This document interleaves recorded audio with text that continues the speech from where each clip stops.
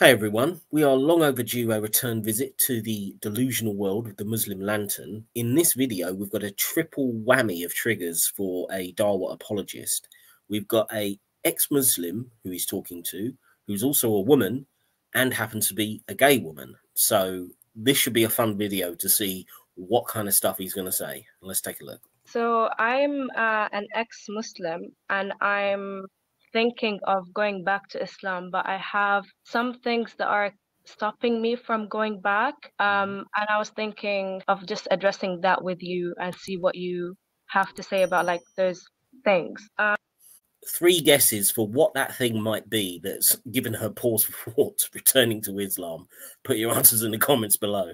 So the reasons why I like one of the before we get into that is like, what's your background? Where are you from?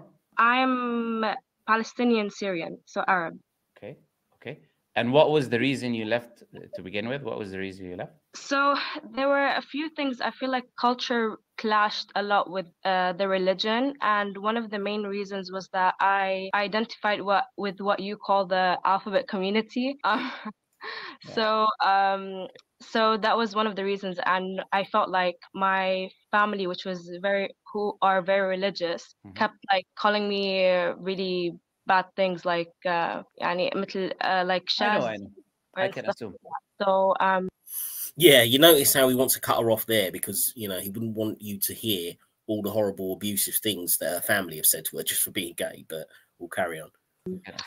So that were one of the reasons. And I feel like because now I'm thinking of, because I've seen a lot of your videos and I'm quite convinced that Islam is the truth, but this is like something that Yeah, I've got to stop you there.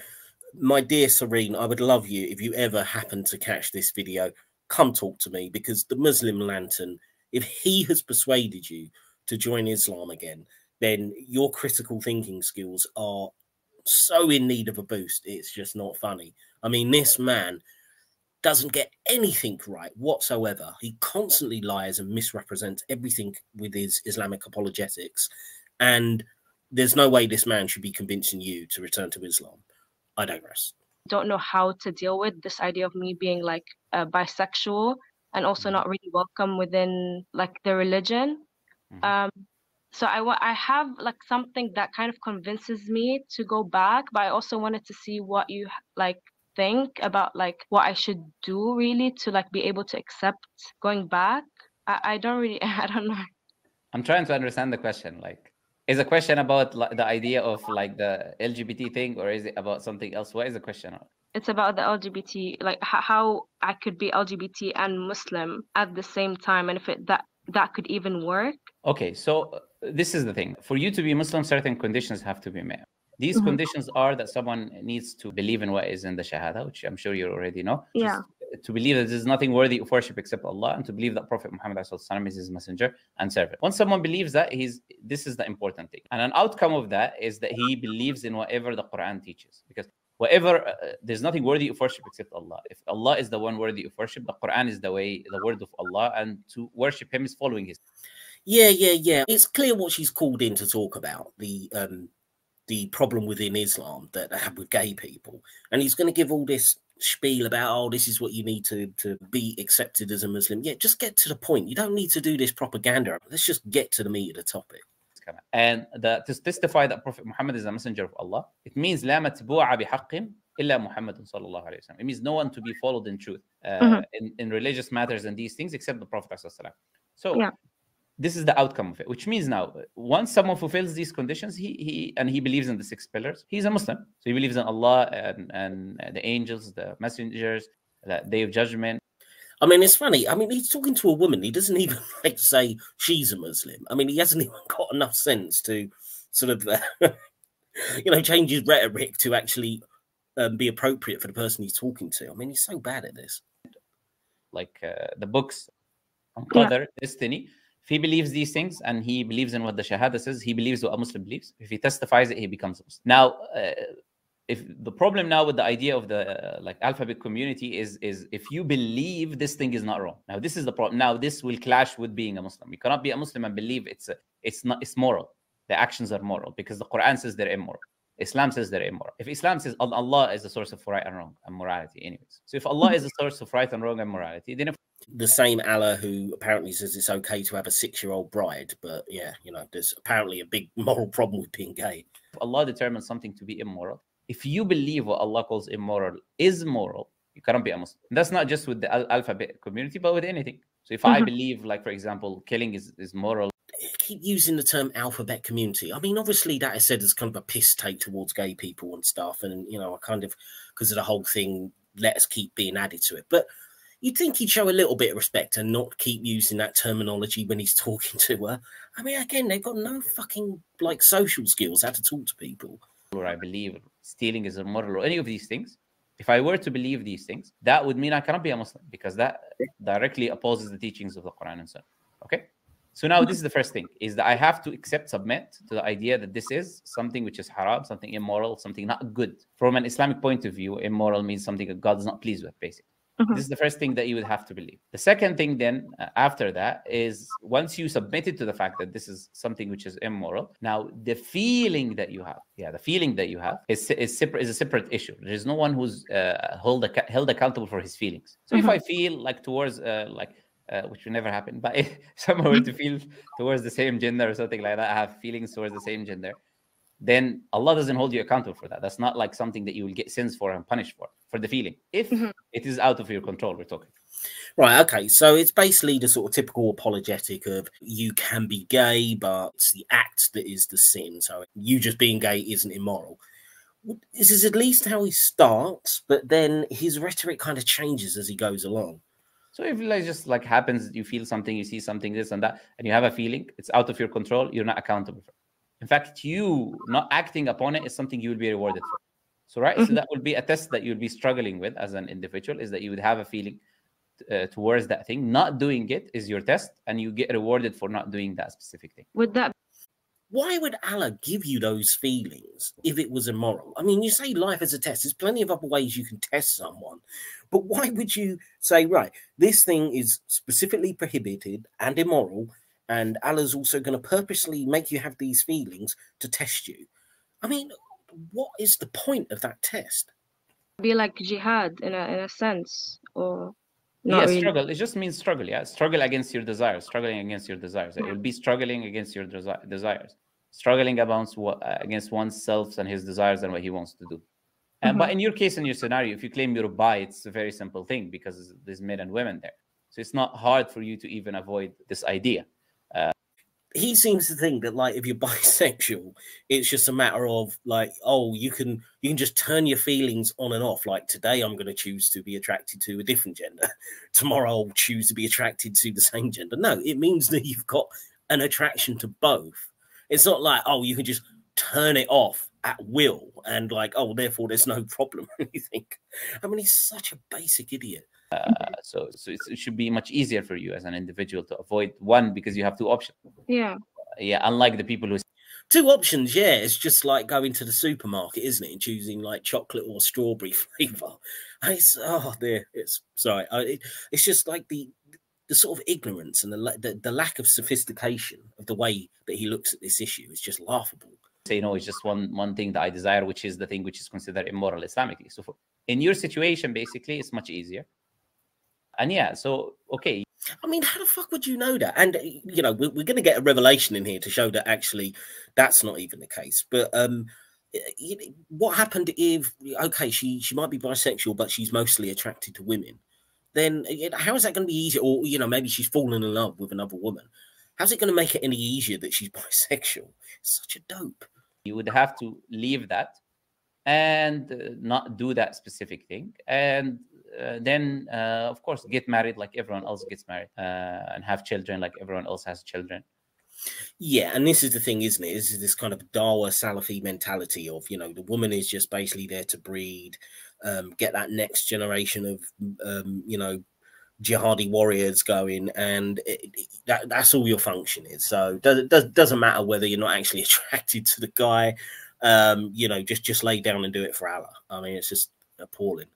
And yeah, and as long as you believe it's wrong from an Islamic point of view, immoral, I mean, As long as you believe that and that you don't do any actions like this, you're okay from an Islamic point of view. You have no sins. You even have rewards. You're rewarded, let alone you're a sinner. You're even rewarded. Now, about acceptance in the community and this and that, this is something you shouldn't be sharing to other people anyways. Okay. So yeah, something to keep to yourself. It will be something in your past. You came back to Islam. It'll be something in your past. You shouldn't be sharing it with other people. It's not.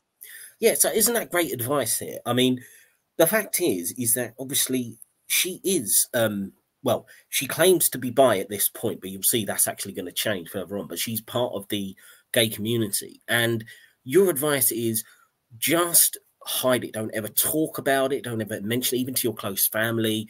You know, that's really psychologically healthy, isn't it? Just batten that down, swallow that as kind of the person that you are, and just deal with the consequences, which I would imagine would probably be a lot of mental health difficulties at the very least.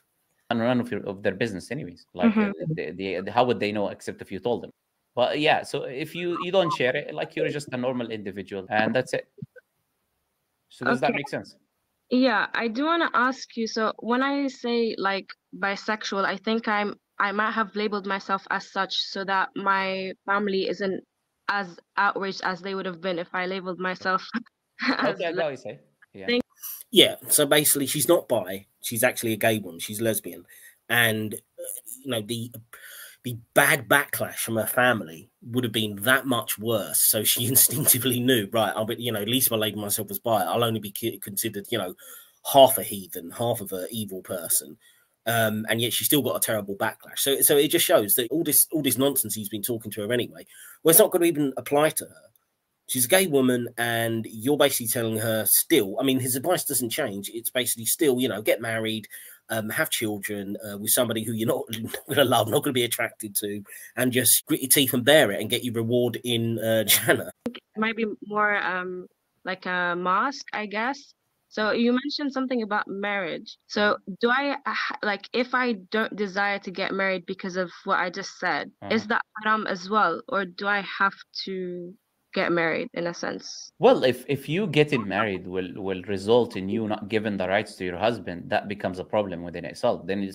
Yeah, I mean, I love that phrase, giving the rights to the husband, because again, all these Dawah guys, that's all they see marriage for anyway. It's not like a partnership or spending your life with the woman, you know, or the man you love or whatever. It's just breeding, and the man will take his rights. I mean, what is that charming verse in the Quran? You know, you should...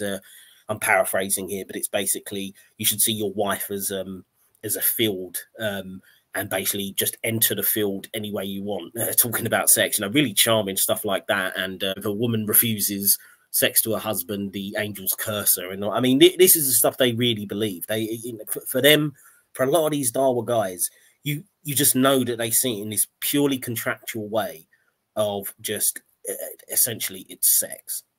You shouldn't be getting married. So if you're gonna get married and then you're gonna cause a problem for your spouse, because marriage is a unity, it's not just one individual. So if you're gonna cause problems to the spouse in that aspect, then no, you shouldn't get married, and you should work on that specific thing to become in the way that Allah Azza wa Jalla is pleased with. So yeah, so work on that. Work on the. I mean, you're supposed to work on that. She's gonna magically force herself to be attracted to men when she's not, just so you know, she can fulfill her Islamic duty to get married. I mean, this poor woman, she's really, oh man, what kind of life is she going to have if she follows this fucking advice? This is what you will do. So in the meantime, while you're trying to work on it, yes, you can stay not married. Like, this is not sin. There's no issue. When you're trying to work on it, like it's a mathematical problem to solve. Oh yeah, 2 + 2 = I'm not gay anymore. I mean, what the fuck? Isn't doing that. If it's not because you said something different, I was like responding to the bi part. But if it's something different, then yeah, not being married and waiting, it is fine. But I said that to one person I was talking to before. I said to them, I don't believe lesbians like are a real thing, you know. It's just He doesn't believe that lesbians are a real thing. I mean, what can you say to that? I mean, psychologist, sociologist, genius, the Muslim Lantern has decided that lesbians don't exist. I mean, let's check his reasoning for this. This is just my personal opinion, but I don't think they are a real thing. And there's always reasons for why it happens. And there's always ways to talk about these things. So that's it. There's always reasons why it happens. Why what happens that that she's attracted to men, or that you think she's lying about not being attracted to men. It almost sounds like it's this thing of like, he can't imagine that like a woman wouldn't be attracted to a guy. And I would even go so far as to say, in his mind, he probably thinks like, oh yeah, I could convert her. It's probably that kind of bullshit mentality. I don't know for sure, but that would be my guess if I had to lay money on it. It's that kind of bullshit in his mind. But yeah, according to him, there's always reasons. So, you know, just being a gay woman, you just making it up, doing it for attention or something. With the right people who are Muslims. So yeah, I'm not talking about non-Muslim people, talking about with Muslims who understand these issues, who can work them through and lead an individual into a more Islamically natural way of being or existing, the way that Allah created us, basically. Okay, and I just have a few more questions, if that's okay. Okay, go ahead. So if I come back to Islam, would it be okay to label myself as Muslim and bisexual, even though I wouldn't be acting on my desires as a bisexual person? And you'd actually not be labeling yourself honest. You'd be trying to give yourself the kind of minimum label that might be slightly acceptable by not, you know, because obviously lesbian isn't going to work in the Muslim community.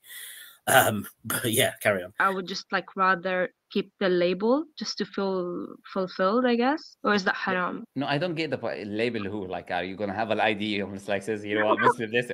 No. What do you mean label, right? Like these things, like this is a problem I think with the Western society today.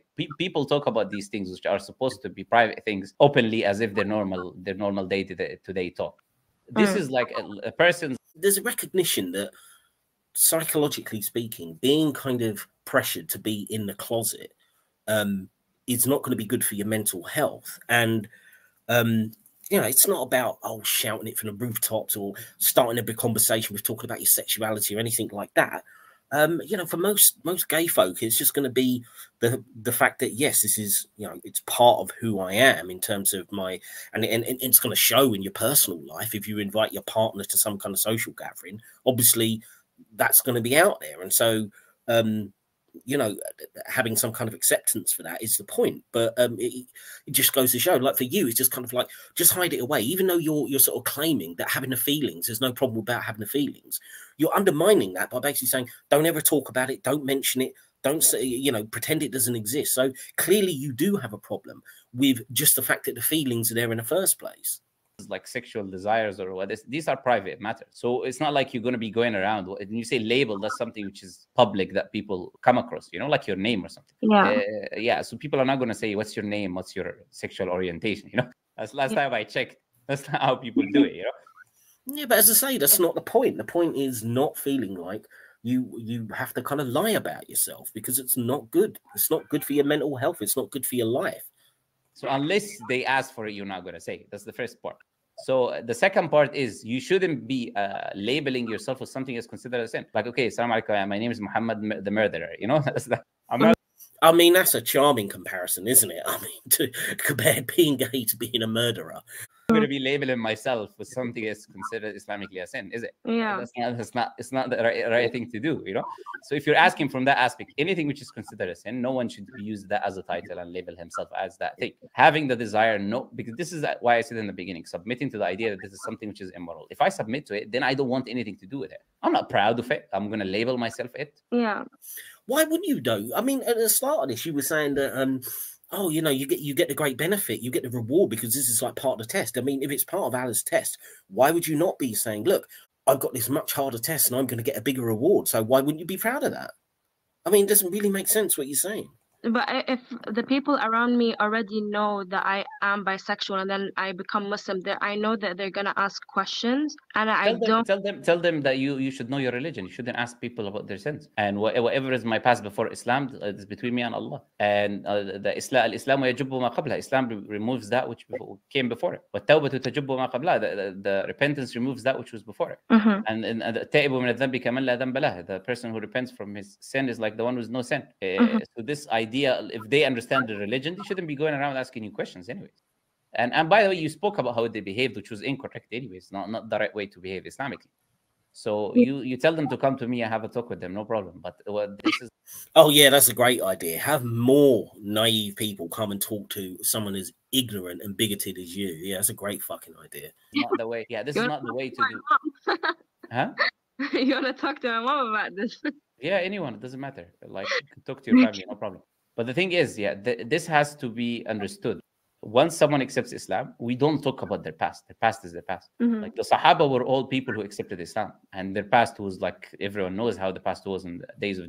It's kind of interesting he would say that though, because on a slightly other topic, I mean, whenever they talk about Muhammad, you know, Prophet Muhammad, they always go on about his past, like, oh, he was known as a truthful one before he became a Muslim. Well, if you're not supposed to talk about your past, why is that always brought up? Sorry, it's a slight side issue, but again, just shows the contradictions in their propaganda. Jahiliyyah. No one was going around, oh, but you were doing this before Islam, because that was before Islam.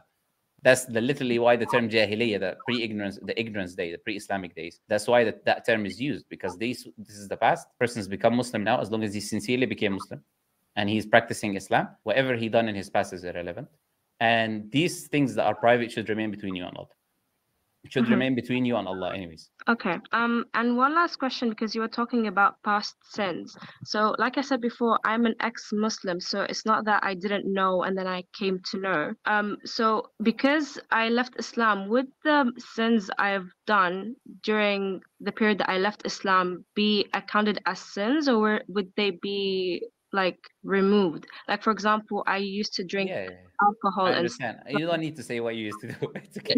Yes. So after you. But what is her terrible crime? She's had a few glasses of wine here and there, and she's attracted to women. I mean, what an absolute criminal! You know, she's as bad as a serial killer. It just kind of goes to show as well with Islam. If it was more tolerant on these kind of issues, they'd probably at least be able to stop some of the apostasy that's going on. Certainly there's some number of people going to leave just because of this kind of intolerance, but they're so rigid with it that they're going to still drive people out because they just cannot stand this idea of, you know, somebody being gay. I mean, it's just so terrible for them. Accept Islam, as I already mentioned, that Islam destroys or removes that which was before it, and repentance removes that which was before it. It's not just unique to accepting Islam, but it is the same with repentance. Even if you were to remain Muslim and did these actions and sincerely repented and came back to Allah, then it is a part of the past that is forgiven because you repented to Allah. But from what I know, like if you drink alcohol, for example, then you won't be able to drink the wines in Jannah. So how would that really... Well, that's not for me to say then. Yeah, but it is interesting she brought that up though, isn't it? Because it's what the scripture says. Not for me to say. That's something that Allah Azza wa Jal can choose. Like if he saw someone repenting, and you cannot expect to be treated as someone who didn't drink, right? Or you chose to drink with your free will. Hang on a minute, which is it? You're saying that, oh, you can't say that, and then you're saying, well, she shouldn't expect to be able to do it. So now you're saying that she won't drink from the wines of Jannah. Which is it? I mean, you're just flipping between the two. Well, and choice. No one forced you to do that. Choose to leave Islam, choose to disobey.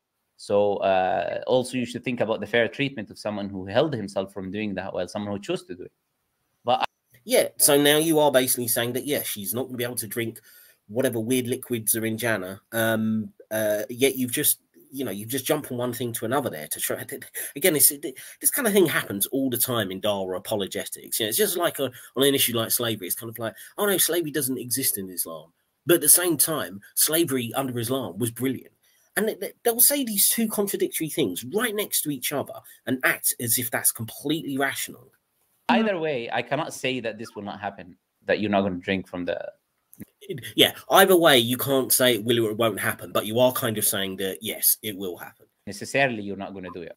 This I'll leave that to Allah Azza wa Jal as well. But either way, like whether if I enter Jannah and I drink alcohol, I drink alcohol, I want to enter Jannah. That's what matters, you know. Or there's only one other option, you know. So if it's just to do with drinking alcohol, I'll repent straight away. Like this is like the pleasures in Jannah are not just one thing, you know, as small as this. Well, for men, maybe. I mean, it's dubious exactly what pleasures women get in the Islamic paradise. It all seems to be about sex and drinking, which is mostly aimed at the men, it seems. But, I mean, what a weird conception of paradise as well. They're talking about supposedly a place where you've got infinite pleasures and infinite ways of enjoying yourself forever. You know, it's the best possible thing, but you can't drink that wine. So there's restrictions in this infinite paradise. This is just fucking completely incoherent as a theology. Okay. So is there like a certain like thing I have to do to be able to go back to Islam, or is it just I start just praying and doing everything like before? Well, you'll say the Shahada as someone who's sincerely coming back to Islam. You'll do the Shahada, believing in what it means, and then you will start practicing Islam in your life. Prayer is the most important thing that you will start. And then everything else to do with Islam, just like you are a Muslim. So how someone enters Islam is saying the Shahada. And when he leaves it, the way he comes back is saying the Shahada. And with the intention of repenting and coming back. That's how people come back to Allah Azza wa Jal. Yeah. Okay, thank you so much. I really do feel for this girl. And to be fair, any other, gay Muslim who is struggling with this, I mean, last person you want to talk to is somebody like the Muslim Lantern, because they are just going to give you the most hardline version of it.